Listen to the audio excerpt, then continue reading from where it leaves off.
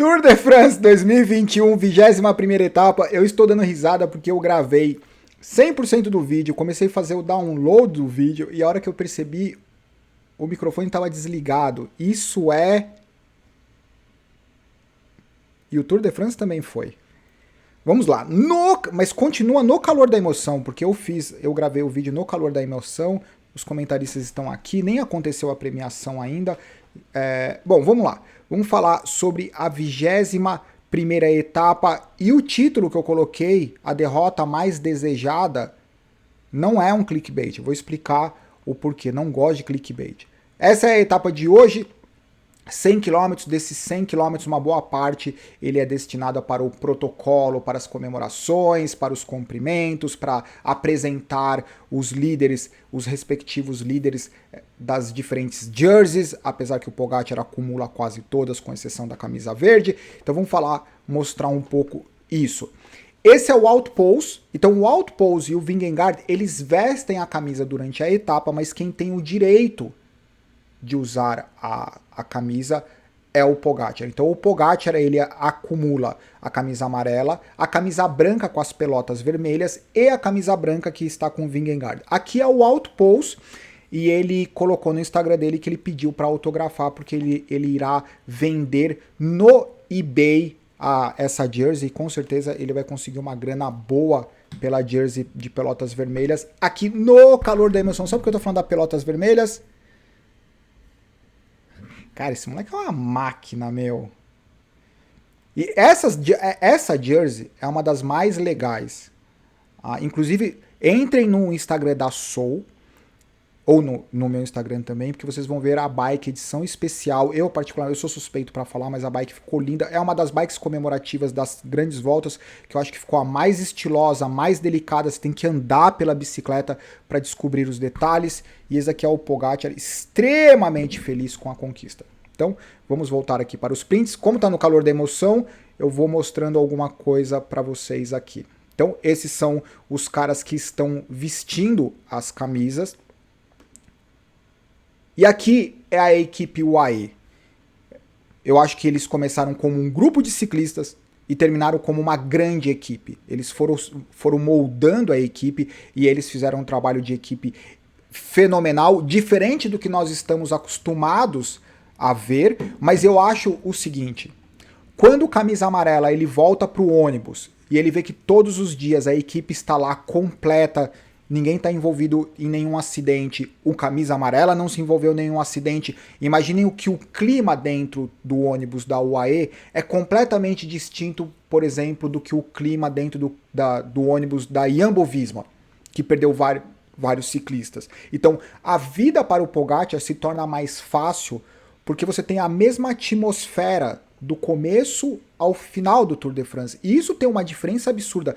A ajuda, ela não está resumida simplesmente na estrada, nas etapas planas, nas etapas de montanha. É um conjunto de fatores, os staffs, os ciclistas, e eles realmente fizeram algo incrível. Essa é a classificação da camisa branca de pelotas vermelhas. É a jersey mais bonita do Tour de France, mas é uma jersey que só fica bonita quando o cara ele é o rei da montanha. Não dá para usar uma jersey dessa no grupo local. Puta, o cara que tem uma jersey dessa, meu... Ah, Samuca, pô, deixa eu usar minha jersey. Não, eu deixo usar, essa é só minha opinião. Tô brincando, hoje em dia tem que explicar, tô brincando. Esses aqui eles estavam passando pela distribuição de pontos da camisa branca de bolinhas vermelhas. E o atleta da UAE, ele fez uma brincadeira de sprintar na frente da equipe. Esses são os 3 eslovenos do Tour de France.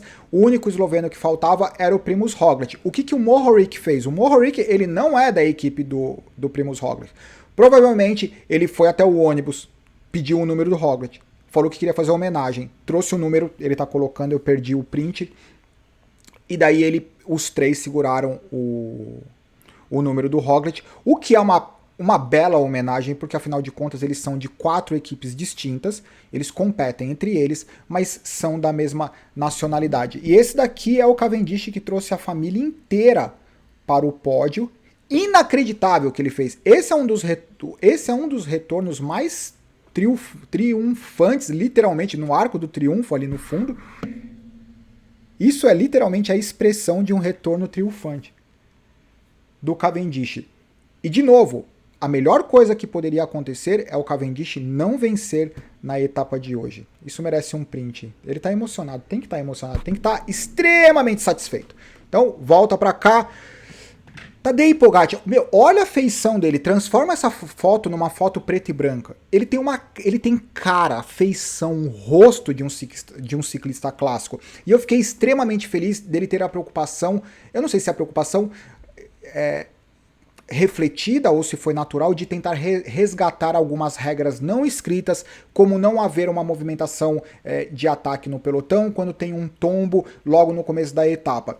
E naquele momento que ele foi lá e trouxe o Kwiatkowski, o ciclista da Trek, não sei o que, é algo que é bacana. Eu não acho que todas as regras não escritas elas têm que ser trazidas novamente, eu acho que tem regras que é melhor ficar esquecida mesmo e perder força, mas eu acho que tem algumas regras não escritas que mantêm o espírito competitivo entre eles de uma forma mais respeitosa, né? Porque eles são extremamente competitivos, não seriam se eles não fossem, eles não estariam lá, mas ao mesmo tempo a competitividade, o respeito tem espaço dentro da competitividade. Ele deu uma entrevista para o Alberto Contador, que foi esse momento da entrevista, e o Alberto Contador, ele comentou sobre o camisa amarela ceder a vitória. O que acontece? Quando você tem dois ciclistas, o camisa amarela e qualquer outro ciclista trabalhando junto numa situação de vitória de etapa, se esse outro ciclista ele não apresenta risco para a classificação geral, o camisa amarela ele permite com que esse cara ganhe.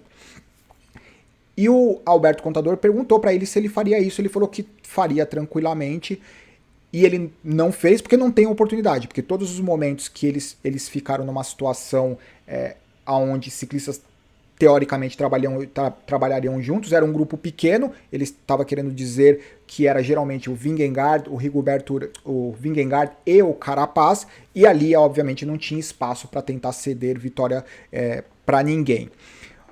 Mas eu acho que ele faria, e é muito cedo para saber, porque afinal de contas ele participou 3 vezes do Tour de France, foram 3 participações, 2 vitórias, por enquanto a gente só viu ele sendo bem sucedido, a gente não viu por enquanto ele numa situação de extremo estresse.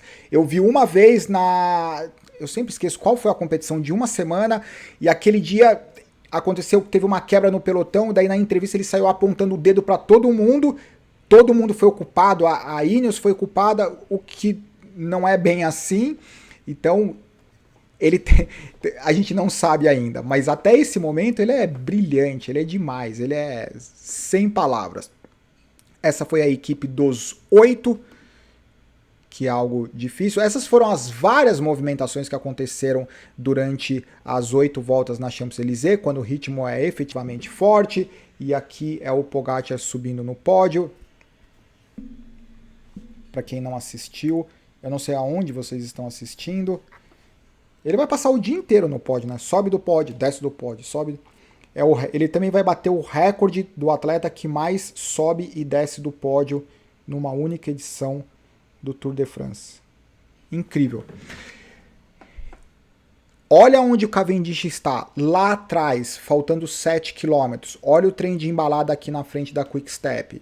Com 4 km, aonde ele já está. Fazer isso pedalando a 65, 70 por hora num pelotão extremamente nervoso, em 3 km, 2 km e pouco, sair lá de trás, estar nessa posição ideal, é algo incrível. Julien Alaphilippe, a minha admiração pelo Julien Alaphilippe aumentou 50%. Porque mesmo com a camisa de campeão mundial, mesmo tendo potencial para fazer algo grandioso no Tour de France, eu acho que literalmente ele abriu mão desse objetivo pessoal e ele trabalhou para a equipe, no caso para o Cavendish. E esse é o grande diferencial da Quick Step.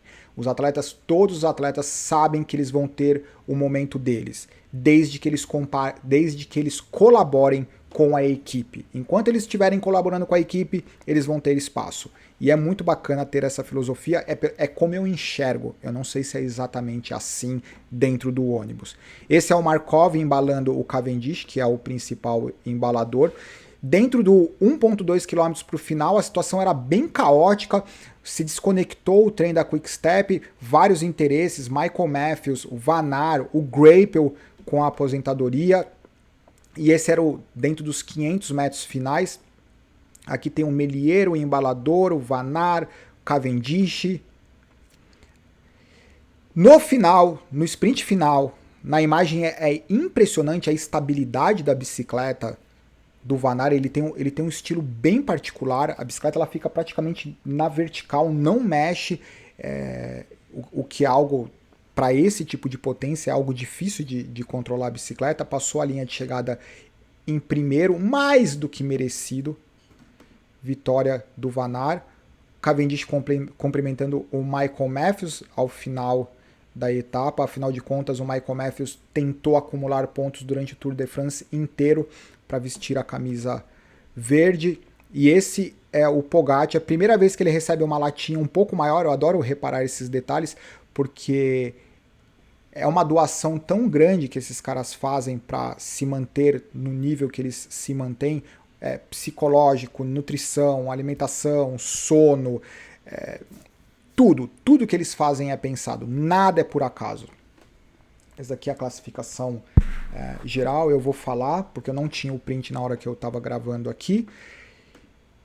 Esse é o Pogacar, mais do que merecido, vitória, 3 vitórias, uma vitória de montanha, uma das montanhas mais icônicas, a passagem dupla pelo Tourmalet, contra relógio individual, que foi ontem, e a Champs-Élysées hoje. Ou seja, ele venceu o contrarrelógio, que talvez é o mais importante, última oportunidade para os especialistas de contrarrelógio. Pensa o seguinte, dupla passagem pelo Tourmalet seria uma etapa, se tornou uma etapa histórica. Quem ganhou? Esse cara. Última oportunidade para os especialistas de contrarrelógio ganharem um contrarrelógio no Tour de France. Quem ganhou? Esse cara. Última oportunidade para os sprintistas ganharem um sprint no Tour de France 2021. Quem que ganhou? Esse cara. Ou seja, qual que é a especialidade dele? A especialidade dele é ser bom em todas as especialidades.